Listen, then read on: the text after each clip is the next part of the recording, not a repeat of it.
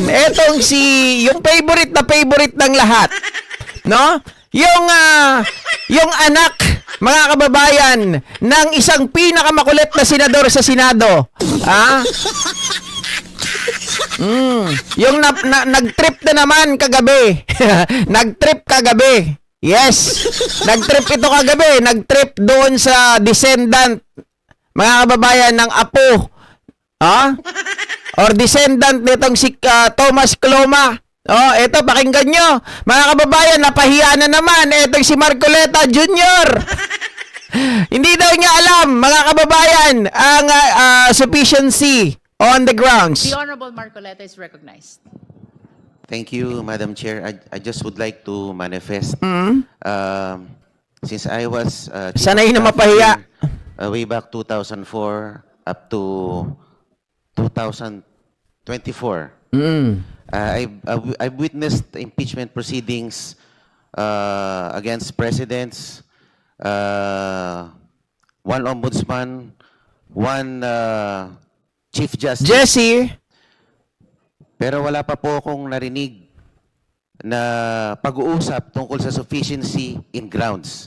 Ang naririnig ko lang lagi, sufficiency in form and substance. Ngayon ko lang po yata narinig itong bago na rule na ito, sufficiency in grounds.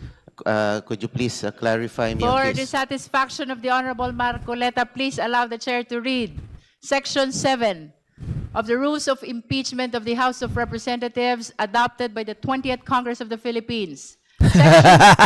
pakapalan na lang ba ng mukha? Mema lang.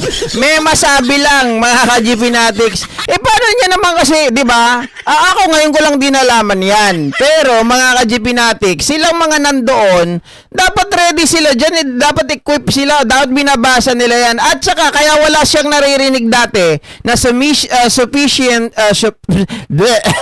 sufficiency in grounds, mga kababayan, kasi hindi naman na dumadako sa punto na yun, di ba? At saka dati fast track ang nangyayari.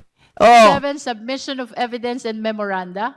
After receipt of the pleadings, affidavit and counter-affidavits, and relevant documents provided for in Section 6, or the expiration of the time within which they may be filed, the committee shall determine whether the complaint alleges sufficient grounds for impeachment. That is for the satisfaction of the Honorable Marcoleta. May I know, Madam Chair, when the rules were promulgated? This not has furnished a been the copy. rules of impeachment of the 19th Congress, which the 20th Congress adopted. So it's not new. Hindi po siya bago. Ay, nako, Marcoleta. Ano nga, 19th Congress, inadapt lang ng 20th Congress. So, hindi na bago. Kaya hindi mo siya narinig nun dahil nga pinadismiss, di ba? Pinadismiss due technicality. Walang ginawa yung Senado, imbis na forthwith, inantay yung Supreme Court. Kaya hindi mo talaga narinig yun dati. Anak ng tinapa. Tapos ngayon sasabihin nyo, walang due process. This has been part of the previous rules which were used during the past impeachment processes. Opo, kasi bago lang po sa akin yung sufficiency in grounds. Hindi ko po narinig yan sa mga dating proceedings. Yun lang po. Salamat po. Ang kulit nito ni Marcoleta. The Honorable Marcoleta. Madam Chair, also, again, a manifestation for clarification with the indulgence of the Chair. Akin po Hindi na bago kasi nga naman bago lang siya, di ba? kung hinihiling ang clarification ng komite kaugnay ng aplikasyon ng Section 7 ng ating rules on impeachment, particular kung kailan eksaktong nagta-transition ng komite mula sa determinasyon Saan yan galing? Galing sa tatay mo ba yan? Laging may kode ko eh. Okay lang sana kung sa papel. Kung sa papel yun, ibig sabihin siya yung nagsulat doon. Pero dito, pinasa lang ng tatay niya. of sufficiency in grounds patungo sa conduct of hearings at reception of evidence. Sa malinaw na Oy, talaga, Argo, binasura ng COMELEC yung kaso kay Marcoleta. Saklap. Pag ako, ginogoyo mo, Argo, kanina ko pa inaabangan yan, ha? ng Section 7, matapos Oh. ang submission ng pleadings, affidavits, at relevant documents sa ilalim ng Section 6, or matapos ang lapse ng period, ang tungkulin ng committee ay tukuyin muna kung may sufficient grounds for impeachment. Kung wala, dapat i-dismiss. Kung meron, saka pa lamang magko-conduct ng hearing kung saan papasok ang examination, cross-examination, at compulsory processes. Kaya nais ko lamang malinawan, Madam Chair, kung ang mga tinatalakay at tinatanggap na materyales at references sa puntong ito ay para na ba sa determination of sufficiency in grounds o tayo ba ay de facto na nasa hearing stage na dapat ay nangyayari lamang pagkatapos ng ganong determinasyon. Ang paglilinaw na ito ay mahalaga upang matiyak na ang ating proseso ay nananatiling tapat sa ating sariling rules at upang maiwasan ng anumang persepsyon na ang komite ay lumalampas o naghahalo ng mga yugto ng proceedings na malino na pinaghiwalay ng ating rules on impeachment. Maraming salamat po, Madam Chair. To reiterate, Honorable Marcoleta, the chair has been stating that we are on the third step. That is the determination of sufficiency in ground. Okay. So all these proceedings are towards determining whether or not sufficient ground exists to be able to proceed to this impeachment proceeding. It is only after the declaration of whether or not there is sufficient ground that we may be able to proceed to hearing proper. During the hearing proper, both the complainant and the respondent will be given opportunity to present their witnesses and their evidence. Madam, di po dapat we should have determined the sufficiency in ground before we voted for sufficiency in form and substance. Kasi we already I wish voted to- for that. I wish to direct the Honorable Marcoleta to the rules of impeachment, Secretariat. Perhaps we need to provide him a copy of the rules. May sariling rules. Gusto niya baguhin. Dapat daw mauna yung sufficiency in grounds bago daw yung sufficiency in form at sufficiency in substance. Anak ng baka. Mga ka-GP Natics, parang ano to no? Bida-bida talaga Gumagawa ng sariling ruling ang putik. Again, the proceeding before the Justice Committee, Honorable Marcoleta, is summarized into 5. And you can confirm this from the rules of impeachment. Jade adopted by Loralde. Congress. 1 is form. 2 is substance. 3 is ground. 4th is hearing proper. And 5th is the determination of probable cause. After that, we go to the plenary. Tingnan nyo kung paano. Tingnan nyo yung mata. Tingnan nyo kung paano tumingin, mga kababayan. Sabi niya, ano? Ano? Parang lumulutang itong si Marcoleta doon sa mga pahayag ni Luistro. Di maunawaan? Hindi pa rin nagsisink in? Anak ng putik. Look into the copy of the rules of impeachment. Because everything that I am saying is strictly consistent with the provision of the rules. Joy I Lim, will go check, Madam Chair. Thank you. I'll go check. Chair. Ngayon pa lang siya mag-check.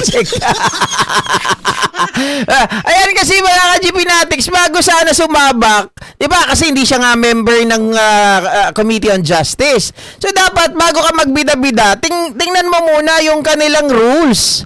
Di ba? Mga kababayan, para hindi man napapahiya. Oh. Madam Chair, I encourage all members, even non-members, na sana po basahin po natin yung rules para hindi po tayo nalilito. Kaya, kita nyo? Pahiya! Basahin muna yung rules, di ba? Kulang na lang sabihin niya, di ba pagkakasabi ni Chua para hindi tayo nalilito? Kung pwede lang sabihin niya para hindi tayo napapahiya Ganun talaga gusto sabihin ni Chua, syempre, kaya lang, hindi niya pwedeng sabihin yun, di ba? At nang sa ganun po ay maiwasan po natin yung mga tanong na maliwanag naman po sa ating rules. Tanong na walang kwenta.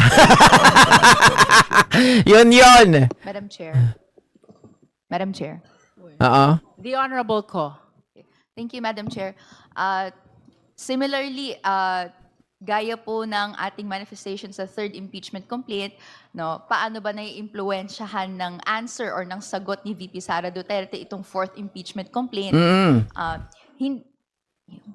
Hindi natin masabi dahil wala nga pong sagot Correct. ibigay, no. Pero for the purposes din of the public, no, nakalagay po nga sa rules na merong pong requirement that the committee finds sufficiency in grounds, no. Ano po ba tong mga grounds na maaari nating ilatag at desisyonan, no, para mag-move forward to the next step?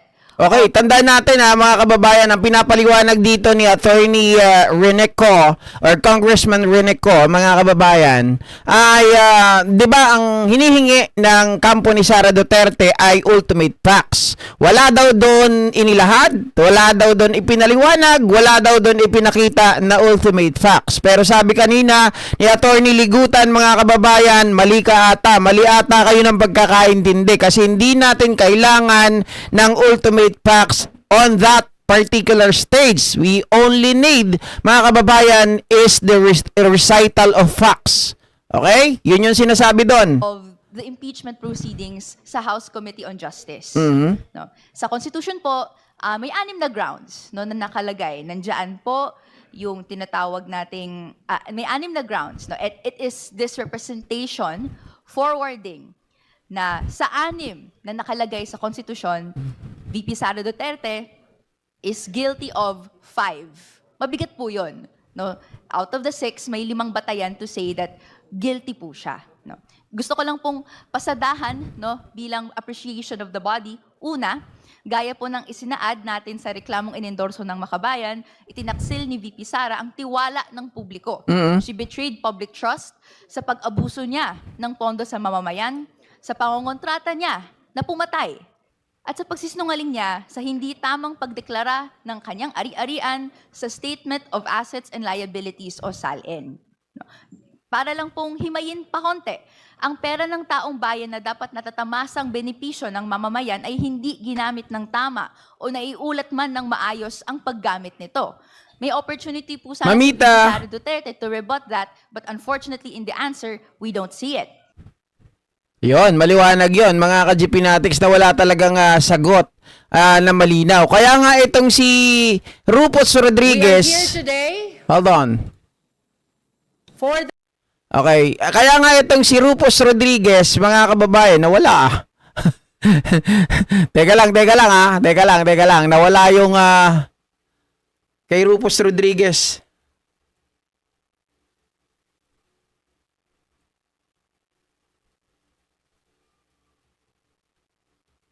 Ayan, dismayado siya, mga kababayan, Madam Chair. Honorable Rodriguez. dahil wala pong sagot